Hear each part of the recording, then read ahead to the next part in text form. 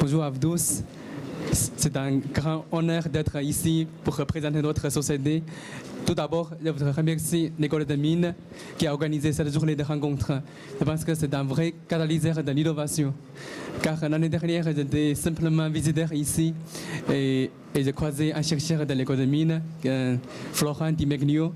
Et suite de leur discussion, je pense qu'aujourd'hui, notre start-up prend une nouvelle forme. Alors, avant de rentrer dans le vif du sujet, je souhaiterais évoquer le contexte général de l'innovation autour de la fibre optique. Depuis 30 ans, la fibre optique a répondu à un besoin essentiel de l'homme, c'est-à-dire la communication entre les hommes. Et depuis quelque temps, la fibre optique peut agir en tant que milliers et milliers de capteurs repartis tout au long de leur installation. Et ceci dessine une nouvelle forme de communication.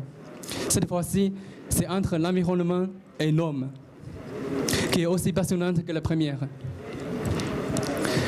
La technologie de détection acoustique distribuée a déjà rencontré beaucoup de succès, mais néanmoins, elle présente un problème. C'est sa variation de la sensibilité en fonction de l'angle d'incidence de l'arrivée de l'information. Lorsque l'information de déformation ou de contrainte sont venues de la direction latérale de la fibre, la mesure devient très peu sensible, comme vous pouvez constater ici. La mesure devient quasiment nulle. Et l'autre startup propose une solution afin de restaurer cette sensibilité latérale. Comme vous le savez tous, la lumière est une onde électromagnétique. Ce n'est pas un simple scalaire, mais un vecteur. Au lieu de mesurer l'intensité totale de la lumière, nous proposons à mesurer simultanément plusieurs composantes de la lumière afin de reconstituer une image vectorielle de sa propagation dans la fibre. Une fois que la sensibilité latérale est obtenue, nous pouvons transformer la fibre optique en tant que capteur de pression distribué. Et pour générer de la valeur, nous avons imaginé deux segments. C'est suite à quelques mois de réflexion assez sérieuse. Le premier, c'est dans la profondeur. Il s'agit de l'optimisation de la production pétrolière.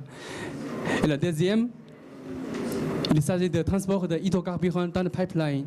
Tous les deux présentent un point en commun, car la connaissance de mesure de pression ici joue un rôle clé dans les deux cas. Et c'est aussi la valeur distinctive de notre produit. Pour adresser à ce marché, nous ne pouvons pas nous séparer des compétences en géosciences, en traitement de signal ou en contrôle. Et à l'école de mines, il y a tous ces types de compétences. Et aussi, je suis sûr que les chercheurs de l'école de mines possèdent beaucoup de partitions intéressantes à jouer dans tous ces domaines. Alors, l'école de mines n'est pas seulement un réservoir de connaissances, mais un site unique d'innovation. Car ici, on retrouve les grands groupes, les startups et aussi un vivier de talents représenté par ses élèves et ses enseignants-chercheurs. Je suis très heureux de voir qu'un partenariat fort est en train de se concrétiser entre l'école de mines et d'autres startups. Et si nous y réussissons, nous serons volontiers disposés pour donner un retour à l'école.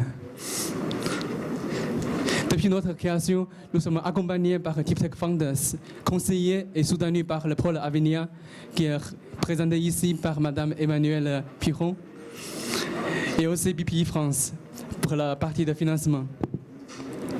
Je vous remercie de votre attention et nous sommes en train de chercher de nouveaux collaborateurs afin d'accélérer notre projet.